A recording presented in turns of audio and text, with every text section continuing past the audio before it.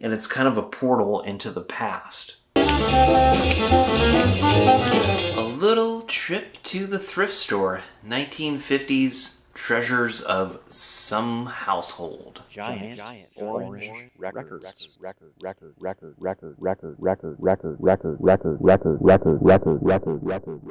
What can we find on a random January day at two thrift stores? Well, let me tell you, here's a great jazz vocal album, the cool voice of Rita Ray's. Now this record is from 1956. It's on the Columbia 6i logo. This album cover grabbed my attention. It was worth 99 cents at the thrift store. I was pleasantly surprised by this jazz vocal from Holland, of all places. Now, I'm not really much of a jazz vocal guy, but I can really dig this record on a quiet weeknight.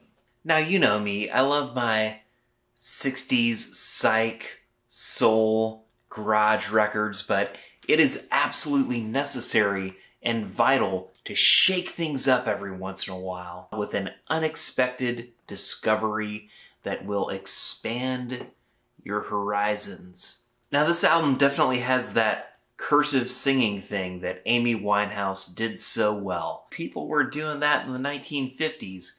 It's nothing new, but I guess Miss Winehouse brought it back into the popular culture when she did, and probably generated a whole lot of new interest in this kind of music. I mean, look at these drum cases on this album cover. It's so cool. I love her green little dress and her kind of like smug little attitude. It's pretty cool. It's cool to hear Rita's slight European accent, and the bands are really tight too. Side 1 was recorded in Holland with the Wes Ilkin combo, and side 2 was recorded in the US with the Jazz Messengers. Now that's Art Blakey and the Jazz Messengers. Quite a popular and collectible jazz combo. What I really like about this record versus all the other ones I'm going to talk about here is it is a jazz combo rather than an orchestral album. I kind of like the little jazz club combo thing way better than orchestral arrangements because I didn't always get jazz. But the moment that I got jazz, I saw it in person, and it was with a small combo of piano, upright bass, saxophone, and drums. And seeing that in person in the right context, with the right friend, in the right atmosphere, just blew my mind, and it changed my life forever. This next record is by Kathy Barr, Follow Me, from 1957. And she is a fiery, flaming redhead. I mean, just look at this album cover. Whoo! That is something else. She's got the super exotic mole like Marilyn Monroe. Super red hot lipstick. Her hair is a fucking forest fire. And she's just got those fuck me eyes.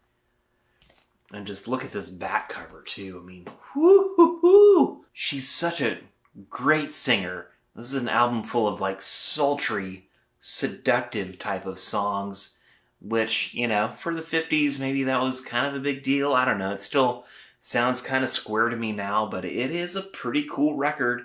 It's well recorded. It has sort of an orchestral feel, but there's more like bassoons and clarinets and horns here than strings, and I can kind of dig the woodwind and the brass instruments kind of backing up a jazzy singer. There's a song on here called Tiptoe Through the Tulips, which we probably all know the Tiny Tim version of that, but she cut this, Kathy cut this in 1957. I imagine that for the 50s, this was a pretty provocative album cover. This is some square hipster stuff. Martin Denny's Exotica. These are fun bird noises from 1957. Exotica was its own genre. This might be one of the most popular Martin Denny or Exotica albums. They recorded these in places like Hawaii when tourism started to be a big thing in the 1950s. Gotta remember, we're coming out of World War II here. America is doing pretty well financially, economically. People are going on vacation, business people, squares, blah, blah, blah. They want to hear exotic music from Hawaii, and this is what they got. To me, this album sounds like music from movies, like a movie soundtrack album. That's what you get. That's what I get out of this. And it's fun. It's good background music for sure. Another fun thing about a lot of these Martin Denny albums is he used the model Sandy Warner for 16 album covers. Keely Smith's I Wish You Love from 1959. Is this what adults listened to in the 1950s? Before rock and roll came along to corrupt the minds of the youth and give us something to freak out to? Well, more on that in just a minute. So here is Brenda Lee's album from 1962 called Sincerely. Now we all know Brenda Lee from Rockin' Around the Christmas Tree fame, right? What a great rock and roll voice that she has. And you know what? I could propose to this album cover. These are pop arrangements. There's guitar and light drumming, light guitar and light drumming. The arrangements are kind of tame and kind of boring. Everything is performed so well. It's all pitch perfect. It's all in time. It's all in tune. But it kind of doesn't necessarily mean anything if it doesn't move you. Holy crud nugs. I love the artwork of this album. That's what drew me in. This is Caterina Valente, the Hi-Fi Nightingale. This record is from the year 1956. Caterina Germaine Maria Valente was a French singer and guitarist of Italian descent. How exotic. She speaks 6 languages and sings in 11. She was born on January 14th, 1931, and this lady is still alive, my friends. How cool is that? She has a great jazzy voice. And I'm starting to get into some jazz singers here. And you know, I love how many females were recording music in the 1950s. It's kind of a theme in this video, if you've picked up on that so far. And that is super fucking cool, my friends. To me, a lot of this music sounds like it could be in a scene from a 1950s movie. This is music that has like classical guitar, orchestration, and horns, which is a pretty interesting mix. Like, it's not really rock and roll at all, but it is very much like world music, if that's a thing. Again, you know, she was born in Paris, France.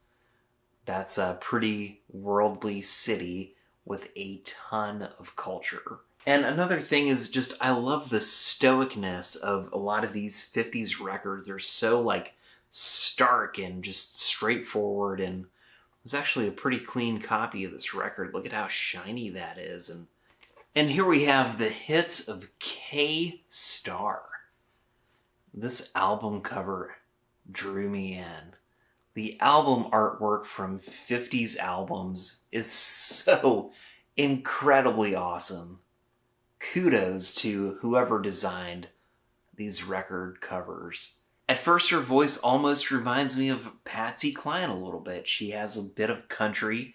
She had some country upbringing, and apparently when K-Star was a kid, her mother raised chickens to help make money for the family by selling eggs, etc. And she would sing to the chickens, which is maybe the most country thing of all time. Again, this music sounds like something from an old black and white movie, like that scene in the cafe where there's a singer going on in the background and they kind of cut to that to transition to like the next scene. That's kind of what this music sounds like, but I actually didn't lift the needle off of this. Like, this is actually pretty incredible music. This music is just like warm and hazy and something you could definitely dream yourself into. This next album is just called Music from the Jet Set. I'm probably not even going to listen to this. I just like the cover art, and this is in the original shrink, but yeah, I don't know. It almost looks better without the original shrink. Look at that. Pink, purple, black, and white. What a great color combo. That's almost kind of punk rock. This is an album called Woody and the Woodchucks. Obviously, this is a children's music album with the kind of sped up tape effects that Alvin and the Chipmunks had. Like, I love this cartoon artwork. I love how weird this is. There is zero information on the internet about the year that this album came out. If this was a part of your childhood, you are so freaking cool. I wish I had this kind of stuff growing up. I wish my son had this kind of stuff growing up. But, children's music and art is so different these days. And because things just can't get weird enough, here are the real Chipmunks with a piece of red translucent vinyl from 1959. Look, you can see through this thing. Like if I hold it up to the cover, you can see through it. That is some pretty trippy, far out stuff for the 1950s. Like this is what we were entertaining our kids with in the 50s. Oh man.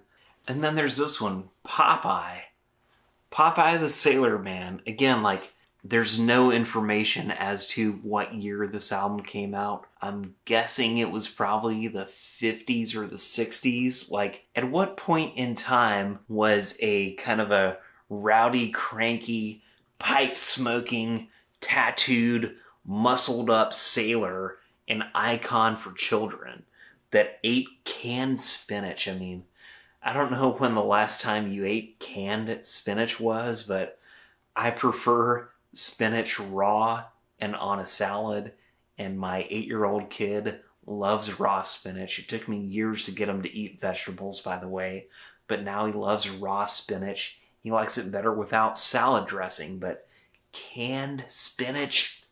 Ugh. Well, she might seem unassuming, but Keely Smith has a star on the Hollywood Boulevard.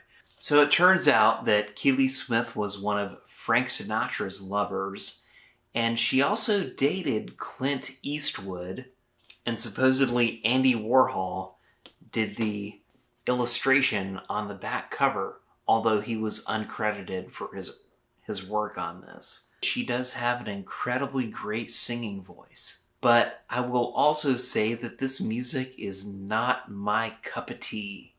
The sleeve tells you about what is stereo, and again, what is stereophonic sound. It was such a new thing in the 50s, and this album in particular has a good mono versus stereo story. This stereophonic record sounds good on a stereo system, but if you play it on a mono system, or if your hi-fi receiver has a mono button, all you get is the reverb track of the vocal, because it was actually recorded out of phase, and phase is this thing that happens with like microphones in a recording studio, and if your microphones are out of phase, things sound kind of weird and just kind of washy and not very good. It's kind of like you almost like turn the volume off on it.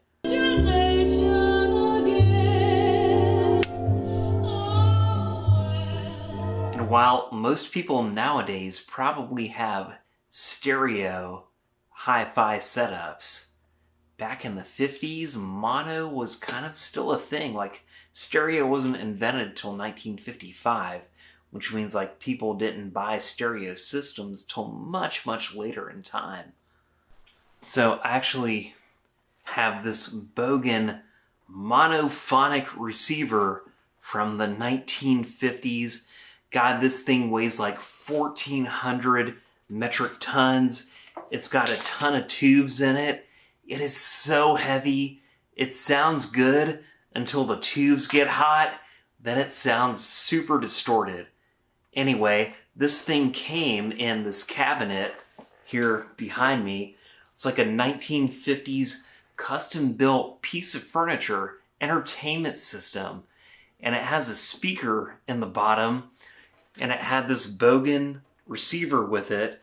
God, this Bogan receiver smells like an old aircraft carrier. Just like the metal that they made in those days just smells different than what's manufactured today. Do I feel like I wasted my time and money on these records? I will say no, absolutely not. First, because I know I will keep spinning the Rita Ray's jazz vocal record. I'm actually kind of starting to like jazz vocal albums, which I've never really been a fan of. I also appreciate the fact that this stack of wax showed me how square and kind of sterile a lot of 1950s music was. This is kind of adult contemporary music of that time. And it is pretty lame in comparison to the rock and roll that was about to blow the lid off of youth culture. It helps me understand why rock and roll was so exciting and why it still is. There's just this dangerous, violent element to rock and roll that is completely missing in all of the music that I've found at these thrift stores. All the music here plays it safe. It's cozy, it's comfortable, it doesn't push the envelope. I even see how like 1950s rhythm and blues, modern jazz, and the Delta blues of the same era holds up way better these days because it has grit and soul to it. These records tell the story of how conservative and complacent and benign suburban American households were at this time. This was their primary form of entertainment. These records are so serious and so dramatic, very melodramatic, if you will. And I would almost say that these kids' records are a lot more fun in a lot of ways. I feel like I dipped into one person's collection here, stepping into a lost part of somebody's household. It's very personal, and it's kind of a portal into the past. As much as I say this music is square and boring, it is equally dreamy and of the space age, and it is easy listening and adorable, and perhaps it's like a conversation that I never got to have with my grandmother, who was also a huge fan of Frank Sinatra.